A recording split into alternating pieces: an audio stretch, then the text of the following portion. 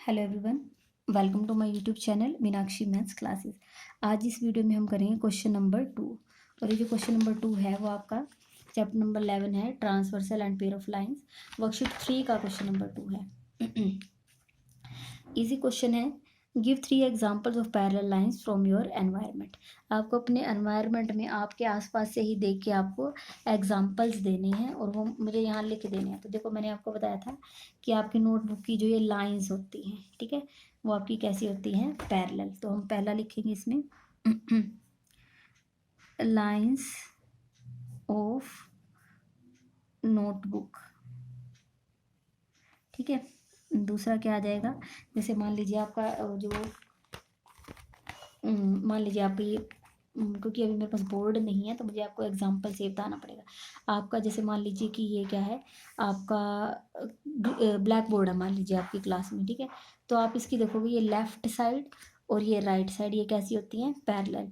ये ऊपर वाली साइड और ये नीचे वाली साइड ये भी कैसी होती है, पैरेलल। तो हम लिख देंगे left and right side of black board, left and right sides of black board, ठीक है। और थर्ड क्या आ जाएगा, इसमें आ जाएगा हमारे पास, और आप क्या लिख सकते हो, जैसे आपका कोई भी, जैसे मान लीजिए आपके रूम का जो डोर है, ठीक है, डोर में भी जैसे मान लीजिए आपके रूम का ये डोर है, तो आप उसकी भी आप क्या लिख दोगे, साइड्स ऑफ डोर, ठीक है। तो आप लिख दोगे साइड्स। अब ये देखो, स्केल भी इसका अच्छा एग्जांपल है। ये ऊपर वाली साइड और ये नीचे वाली साइड कैसी हैं, parallel. Sides of ruler, ruler लिख दो, स्केल लिख दो, एक ही बात है, ठीक है। ऐसे आप बहुत सारे एग्जांपल दे सकते हो, ठीक है। यहाँ पर मैंने आपको क्वेश्चन 2 करवा दिया है। नेक्स्ट है आपका क्वेश्चन नंबर 3। ये आपका वर्कशीट नंबर 3 का लास्ट क्वेश्चन है और इस चैप्टर में आपकी 3 ही वर्कशीट्स हैं और या उसका लास्ट क्वेश्चन है, ठीक है। इसके बाद आपकी ब्रेन टीजर रह जाएगी। Are the following pair of line, यहाँ पर ये थोड़ा शायद आपको नहीं दिख रहा हो, line of notebooks left and right side of blackboard, side of ruler, ठीक है। यहाँ देखो, are the following pair of lines, are the following pair of lines parallel, if not why, ठीक है। अब आप इसमें ये बताना है कि ये क्यों पैरेलल नहीं है, ठीक है। अब आप यहाँ से देखो, पहली बात तो यहाँ से देखो, सिंपली जो हम देख के ही बता देते हैं। एक मैंने पेंसिल इसके ऊपर रखी और एक मैंने पेंसिल इसके ऊपर रखी, ठीक है। अब मैंने कहा कि मैं इनको ऐसे आगे मूव करती हूँ, मैंने इसको आगे मूव किया, ये तो जाके इसमें टच होगी, मीन्स ये क्लैश होगी, इंटरसेक्ट कर जाएंगी। ये लाइन तो ऐसे क्या करेंगी, एक दूसरे को ऐसे कट करती हुई आगे निकल जाएंगी, मीन्स ये कैसी है, पैरेलल लाइन नहीं है। तो हम पहले इसमें बताना है यस या नो, तो नो आएगा, ठीक है। इसका भी क्या आया है, नो। ऐसे ही हम इसमें देख लेते हैं, एक मेरी यहाँ पर रखनी है मुझे पेंसिल और एक मुझे यहाँ रखनी है, ठीक है। हम इनको क्या करेंगे, आगे करेंगे, एक्सटेंड करेंगे। जब मैंने इनको एक्सटेंड किया है तो एक दूसरे को ऐसे कट करके आगे निकल जाएंगे, ठीक है। तो ये भी हमारी पैरेलल नहीं है, नो। दोनों में नो आएगा। अब आपसे पूछा गया वाई, क्यों नहीं है ये, ठीक है। तो मैंने आपको बताया था, मैं आपको बुक में से दिखा देती हूँ। मैंने आपको ये करवाया था, है ना, और क्वेश्चन नंबर 1 से पहले जब मैं आपको क्वेश्चन नंबर 1 करवा रही थी तो मैंने आपको ये बताया था।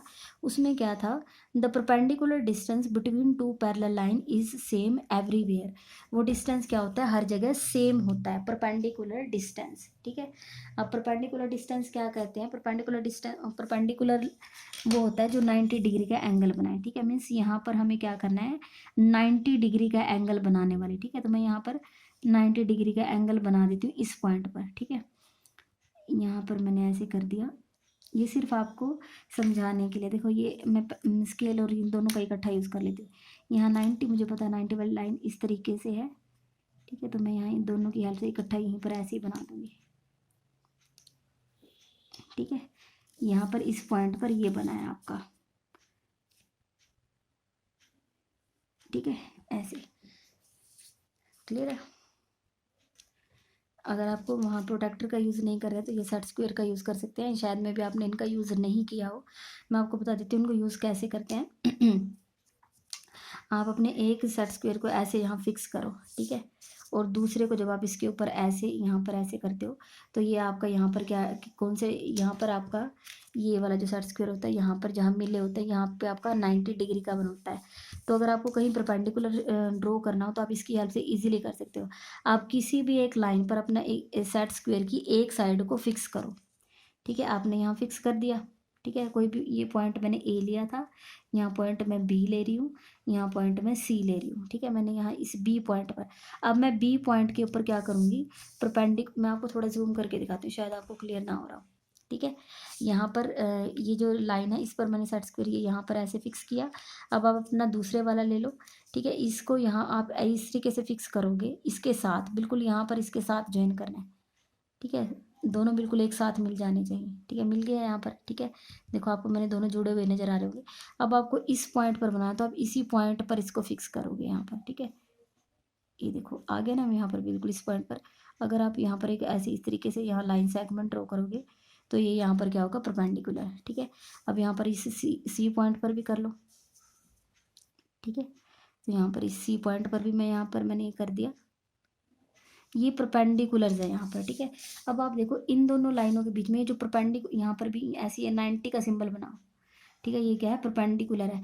अब अगर आप इसको मेजर करोगे तो ये यहाँ पर कितना आ रहा है, मैंने यहाँ से सी, ये डी, ये ई, ये एफ, ठीक है, यहाँ से, ठीक है। एक पहले मैं आपको दिखा देती हूँ ये है दिख कैसा रहा है। आप भी बनाओगे तो कुछ इस तरीके से दिखेगा।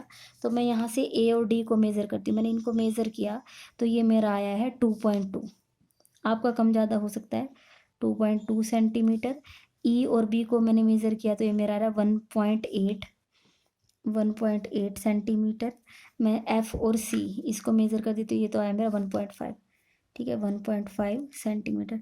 अब आप यहाँ से देखो टू लाइंस के बीच में जो परपेंडिकुलर डिस्टेंस है, आपको पता है कि अगर टू लाइन पैरेलल होती हैं, the perpendicular distance between two parallel line, अगर पैरेलल लाइन है तो जो परपेंडिकुलर डिस्टेंस है वो कैसा होता है, इज द सेम एवरीवेयर, वो हर जगह सेम आना चाहिए था। लेकिन हमारा यहाँ पर जो परपेंडिकुलर डिस्टेंस है वो क्या आ रहा है, अलग अलग। यहाँ पर 2.8, 1.8, यहाँ 1.5, सेम एज इट इज़ इसमें भी। ये करके दिखाने की ज़रूरत नहीं है कि आप ऐसे करके दिखाओगे, सिर्फ ये अंडरस्टैंडिंग के लिए मैं बता रही हूँ।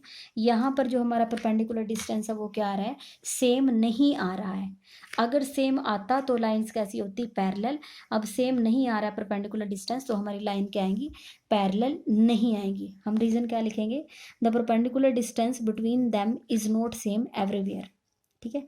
हम लिख देंगे यहाँ द, करके दिखा दो तो देखो बहुत अच्छा है, उससे तो मीन्स उससे तो अच्छी बात कुछ हो ही नहीं सकती। तो हम यहाँ लिखेंगे द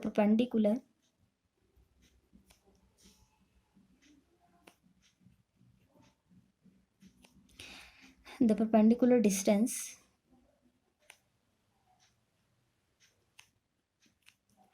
between them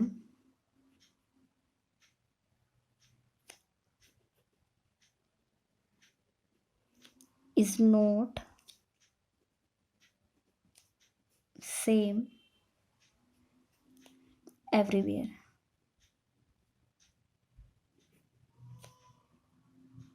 जो परपेंडिकुलर डिस्टेंस है इनके बीच में वो सेम नहीं है, एज इट इज़। अगर आप इसमें भी करना चाहो तो इसमें भी करके दिखा सकते हो, ठीक है।